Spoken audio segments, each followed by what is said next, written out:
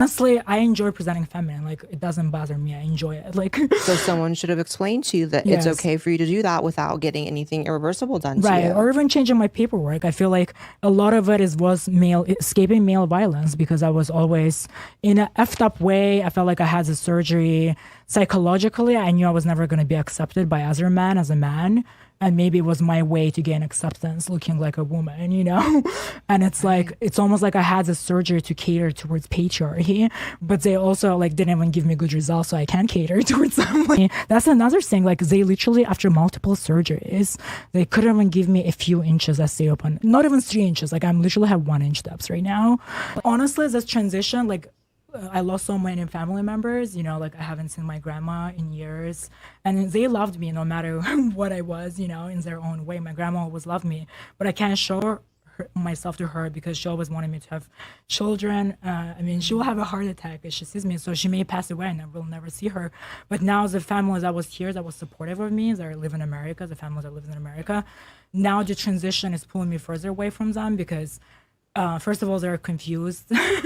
Third of all, like I feel a little angry. I just feel like they affirmed my delusions, and honestly, I feel a little angry towards them. I know it's not their fault. Like I own the fact that I signed on a dotted line, but I was just a traumatized kid. Like my sister, she grew up with me. She knew the conditions we grew up in. She knew that like I was traumatized. But again, she was like she's even younger than me. There's no way she could have known. But they kind of like didn't protect me from myself. Yeah, I honestly feel like her story or his story is going to be very common when it comes to the trans and the detrans community. So you're going to have a generation of adults who are going to look at their parents and go, why did you let me do this? Like, why did you let me cut off my healthy chest, my healthy breast? Why did you let me get rid of my genitals? Like, why did you let me do this? I was just a kid. I was an adolescent. I didn't know what I wanted. I was confused. I had all these hormones. You're the fucking parent. You're the fucking adult. You are supposed to protect me from myself. Why didn't you do this? And I don't give a fuck. I don't like if parents want to sit there and go, but I thought I was doing the right thing because of media and my community and my ideology and whatever I believe.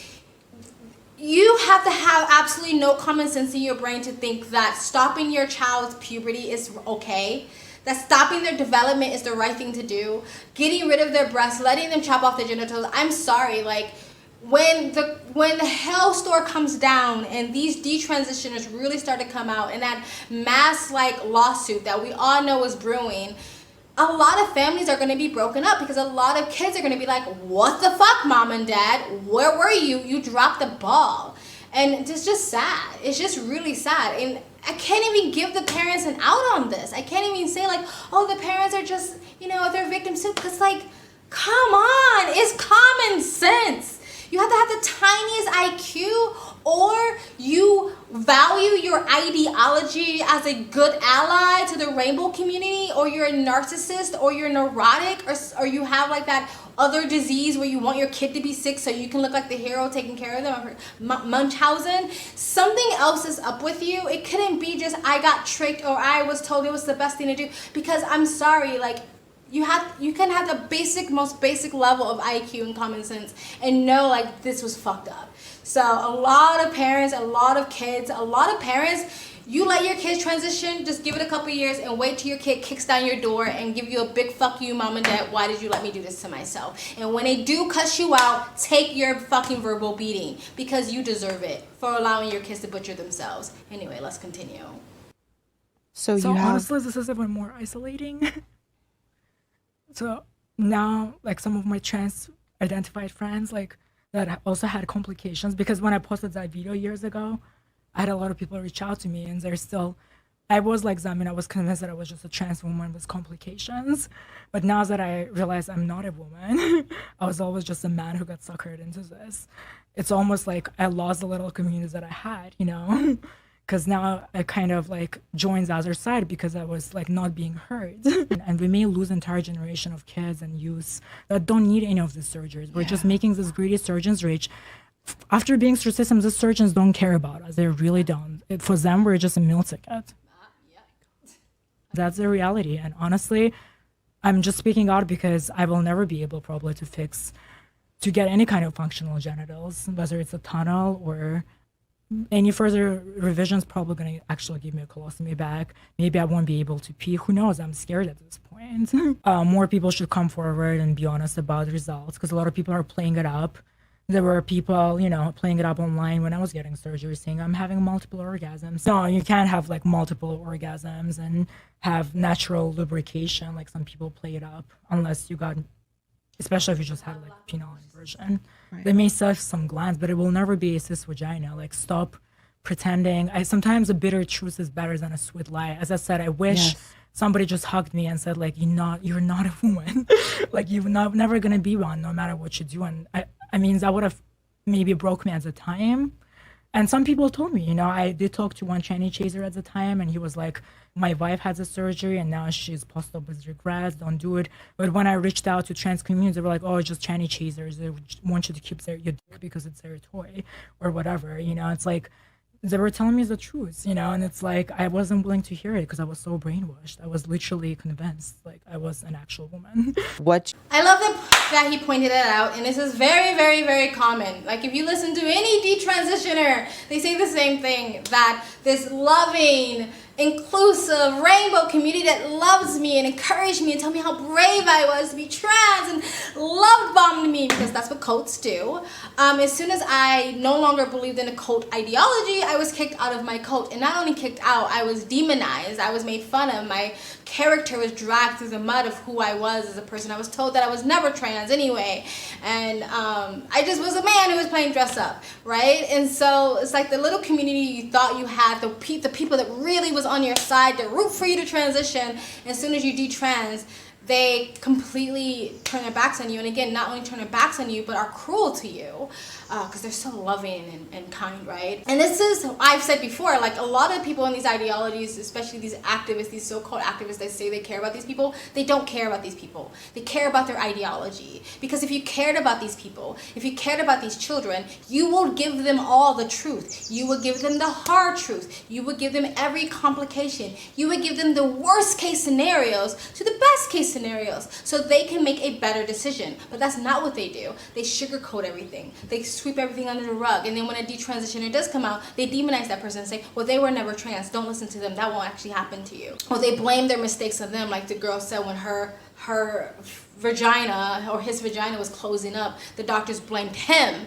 instead of being like, well, no, the surgery is just botched because they're not actual vaginas, they're wombs. I kind of compare it to the vegan community. I don't know, like, I was vegan for like half a year, and like a few years ago, the vegan community on YouTube was super big. It was like vegan influencers everywhere. It was a really big deal a few years ago, like maybe 4 or 5 years ago. And you started to see, like, after a few years, some of the biggest vegan YouTubers started coming out saying, I was actually never healthy. It wasn't that, oh, I got unhealthy after a while, just recently I got unhealthy. It was like, I was actually never healthy. I was actually always pretty sick, and I just felt like I had to say I was healthy because that was just the culture of the community. Like, everyone's saying how amazing being vegan is. Everyone's saying how amazing being trans is, and I kind of feel like I have to just go along with that narrative, or I won't be accepted in the community anymore. And you find out years later that they were never enjoying being vegan. And so I think that's what they were kind of hitting on, is like, a lot of these people are transitioning, they're kind of playing up the positive aspects of it, because that's the culture of the community. There is no negative talk about transitioning. There's only positive talk about transitioning. And so that's what you got to go along with, or you're not welcome to the community anymore. And again, it's leading a lot of people and children down a really dark path. And it's because they don't really care about the people in the community. They just care about staying in the community themselves. But anyway, let's continue. Do you want your story? What's the ripple effect you're hoping from telling your story for kids and people in general? What effect is speaking out? What do you want it to have? It's not worth losing, at least from male side, it's not worth losing your male sex drive, your energy, over to just have a couple of inches on your hips or have maybe bigger breast tissue. I want to say men and women come in different shapes and sizes. I want to say future run feminine men are not brutalized by patriarchy or just everyone. I don't know why tomboys are considered cute often, but like, the femboys or whatever the soft boys, whatever is the correct term is without offending anyone. It's like, I don't know why we're like the bottom of the barrel, and that sucks. We really have a problem, and it's going to be a huge medical disaster. This is like a sexual lobotomy. This is like lobotomies of 21st century, and like you guys heard it here. So So true. And just the fact that like people like you didn't exist a few years ago. Like there was not this wave of detransitioners, and now it's starting, and I feel like it's a train that is just going and going, and until people acknowledge that it's happening, it's just gonna keep getting worse. yeah, honestly, this needs to stop till more research is done. Also, my sexual preferences changed. I was such a bottom. Like, I somehow brainwashed myself. I think part of it was like taking estrogen. I really wanted it off my body. And now I'm like, I want it back and I can't. Despite sitting here on the other side of the spectrum where I'm happy with my decision, like I also agree that I will never know what it's like to be a woman, at least in the biological sense. I know what it's like to walk through the world being perceived as one, and there are certain things that come and tail from that. But like, I will never know that. Right. But the thing that I struggle with is understanding why that's bad. Right. Right now you can't say that because I Like, mean, why can't I just say that? Especially if it's all about speaking your truth. That is my truth. I know what it's like to be a trans woman. I don't know what it's like to be a woman. I'm okay with that. that truth could have saved my life, my sex life at least, and who knows, maybe life as well, because I really don't know there's no long-term research, like what this artificial hormones will do to me. They think it's this essence of a woman like has been extracted with this synthetic estrogen, but that's such a false reductionist way of thinking. You know what I mean? It's like, it's also a dangerous way of thinking. So people do things that like they're gonna take estrogen and they're gonna look like that person online. Stopping it there, I just want to hit on this really quick. I'm glad they pointed that out. Like, just because you're taking estrogen, just because you're taking hormones, just because you're getting surgery, you do not know the essence of a woman. You do not know what it's like to be a woman. You do not know what it's like to go through girlhood, growing up through puberty, becoming a woman. Becoming a woman, going through girlhood, makes you who you are as a woman. And so you're not going to know that just because you took some estrogen. That's you don't extract this spirit of a woman just because you took some hormones. And it's highly disrespectful to think that that's the case. And it's like the left likes to talk about, gender norms need to be like dismantled, but they think that just taking on gender norms somehow makes them that gender or that sex, and it's not true. Again, you could be perceived that way, like Blaire White said, but it still doesn't make you that. And it was interesting how they picked up on the fact that their sexual preferences sort of changed or became more fluid when they got on estrogen. That's really interesting, because who knows what is doing really to your sexuality or sexual preference with these kids who are going on testosterone and estrogen. And I actually saw another girl who was talking about detransitioning, and she said when she got on testosterone, she started liking women and men, but she started liking women, and she never liked women before, but then all of a sudden she started liking women. And when she detransitioned and got off the testosterone, that went away. So it's very interesting. I personally have a bit of a higher level of testosterone. I mean, I'm not like intersex or anything like that. I just do, like, I build muscle really easily. I'm really hairy, and there's other things that comes with being a woman with a little bit more of a high testosterone. And I do find both genders sexually attractive, mostly more men than women, but I can look at women the way men look at women. And I also wonder sometimes, is that because I have a higher level of testosterone? So it's really, I found that little tiny little tidbit that he dropped there was really interesting. But anyway, let's continue. Yeah, it's just not true. It's not true. And honestly, looking back, now I know how powerful male sex drive is and how much it drove.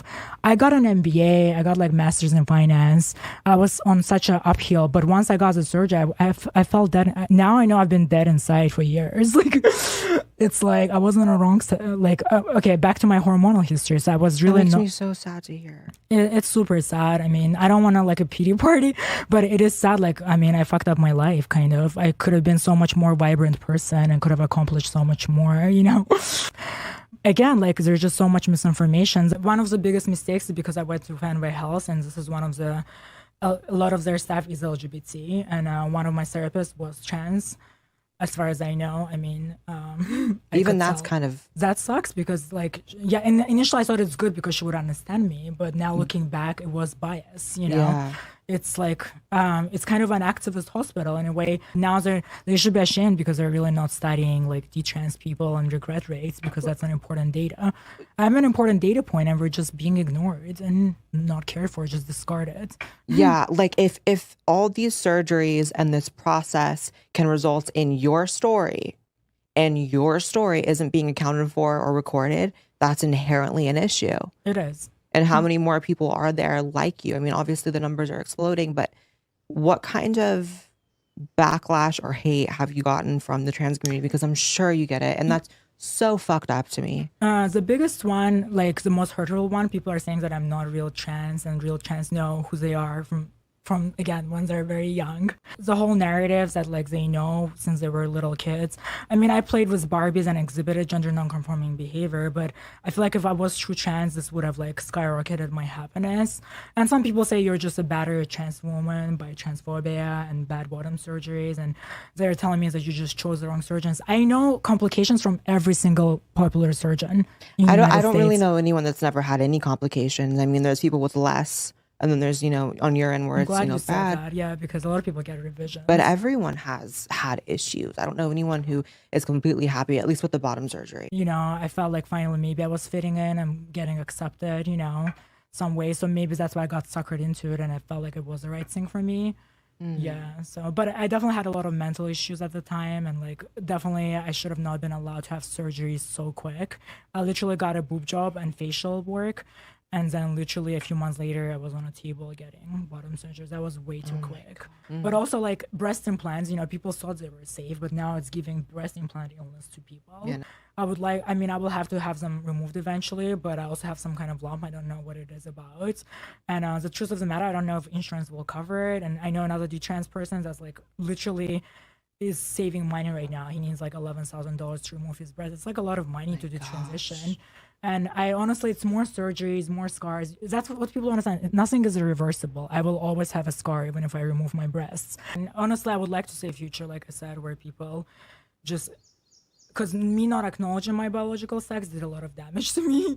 So just embracing biology, like stay within your lane, because the grass is not greener on the other side. Hopefully in the future generation will just expand definition of a man, so people can wear whatever clothes, so we don't sex clothes, so people can wear whatever they want without people giving them stares or targeting them. You know what I mean? It's like, but it's so fucked up because it almost seems like it's going in the opposite direction, in the sense that like it is. This is so weird. Yeah, like now kids are being told you have to be a girl if you're feminine, you have to be a boy if you're masculine. It's like, you would think if we're truly progressing, this is why, like, are they really progressives that are pushing this? Because that's not progressive. That's very regressive. Like this Pandora's box opened up, and I don't know how we're gonna like shut it back up, because all the corporations, like now you look at the pride, like there's more trans flags, or at least equal amount. Yeah. And some people are holding protect trans kids. Do you even know trans kids that transition and live like decades and be like, like, I don't regret anything. Thank God my parents let me do this. There's no one. There is literally no one. Jazz Jennings, I mean, I don't know if this person is happy. Like, there's all kinds of issues from what I see. Yeah. I mean, it's just my opinion. I've seen that as well. She seems to be going through it. Yeah, it's like, honestly, like, I've talked to other one. I have a detrans friend that he's not public with his story, but he came out as trans at 14, and he had the surgery. That's now he has all kinds of complications. He went back to being a boy, and it's really hard for him. Now he realizes he's a gay man, and it's like, you can't go back. His sex life is difficult. Everything is difficult. And thank you guys. I think your story is so important, and I hope that after this you go on to be speaking on even bigger platforms, because you need to be heard. So thank you so much for being here. Alright guys, so this video is longer than I thought it would be, so I'm going to split this up into 2, so look out for part 2. Alright, so that's it guys. I'm so glad more and more people are coming out and speaking about this, and I think we are just seeing the beginning of this tidal wave of detransitioners. And when this mass class action lawsuit do eventually come, because I know it's coming, I hope they get every single penny that they deserve, and I hope the people that help butcher these children gets publicly shamed and are no longer allowed to practice medicine or to practice whatever medical field that they're in. It's very interesting how they pointed out that when they were a man, that they were actually more productive and more career oriented tinted and driven. The difference between men and women, I'm just saying, it's biological, not always social. And yeah, I'm just glad this person is speaking out. And please be kind in the comment section, because it's very brave that they're coming out and in speaking out, because they're losing their community, they're losing their friends, they're losing their family for just being honest. But let me know what you guys think in the comment section below. Please like, comment, subscribe, hit that bell to get notifications when I do upload. All of that really does help with the algorithm, guys. And if you'd like to support this channel even further, you can donate. My PayPal and Cash App link is in the description box below and also in the comment section. Of course, it helps, but you don't have to. You can just like, comment, subscribe. Another great way to support this channel is either join my brand new membership program, different levels, different tiers, different perks, or you can visit my brand new merch shop. Links down below. And links to all of the eternal platforms I'm on, my socials, including my Twitter, all the ways to support me and all the ways to contact me for business is always in the links down below. I also have a second travel vlog channel, I travel as a lifestyle, I live abroad. If you'd like to know where I am in the world, you can go to the description box below and also in the comment section, hit the link, go subscribe to my travel vlog channel, and do follow me on my travel Instagram. My stories is usually what's most up to date. And I also have my other channel, Mika React Reviews. And you guys have an amazing day. Bye!